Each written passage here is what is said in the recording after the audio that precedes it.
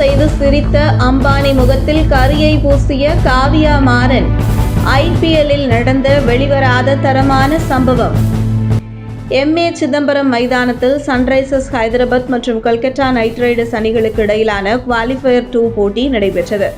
இதில் சன்ரைசர்ஸ் ஹைதராபாத் முதலில் பேட்டிங் செய்து 175 ரன்கள் குவித்தது.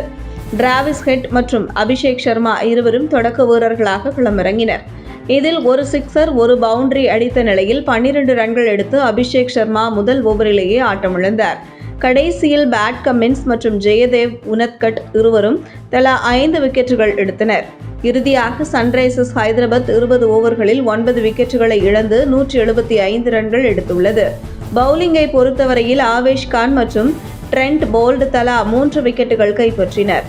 சந்தீப் சர்மா 2 விக்கெட்டுகள் கைப்பற்றினர்.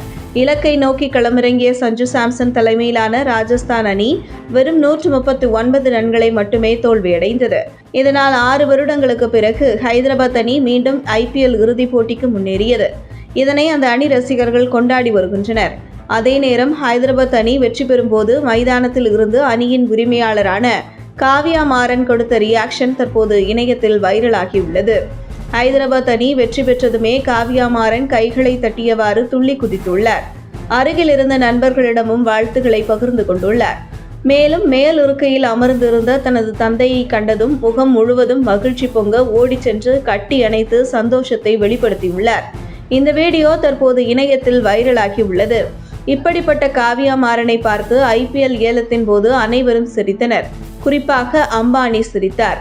ஆனால் அவர் டீம் பிளே ஆஃப் கூட வரவில்லை. ஐபிஎல் ஏலத்தில் 2 கோடி ரூபாய் அடிப்படை விலையில் ஏலம் விடப்பட்ட பேட் கமின்ஸை வாங்க சென்னை சூப்பர் கிங்ஸ் அணியும் மும்பை இந்தியன்ஸ் அணியும் போட்டி போட்டன. 7 கோடி ரூபாய் வரை சென்னை சூப்பர் கிங்ஸ் அணி அவரை வாங்க ஆர்வம் காட்டியது. இந்த போட்டியில் ராயல் சேலஞ்சர்ஸ் பெங்களூரு நிர்வாகமும் சன்ரைசர்ஸ் நிர்வாகமும் குதிக்க ஏலம் சூடுபிடித்தது. சன்ரைசர்ஸ் 12 கோடி ரூபாய் என விலையை அதிகரிக்க ஆர்சிபி அதை 17 கோடி ரூபாய் ஆக்கியது. இறுதியில் 20.5 கோடி ரூபாய்க்கு அவரை வாங்கியது சன்ரைசர்ஸ் ஹைதராபாத். இது அதிகப்படியான விலை என்று காவியா மாறனை பார்த்து ஐபிஎல் ஏலத்தின் போது அனைவரும் சிரித்தனர்.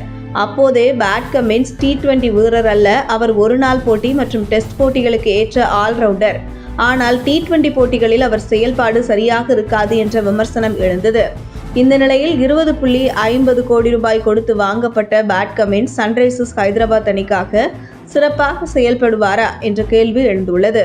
ஆனால் அவர்தான் இன்று ஹைதராபாத் அணியை ஃபைனலுக்கு கூப்பிட்டு வந்துள்ளார். உங்கள் தின சேவல்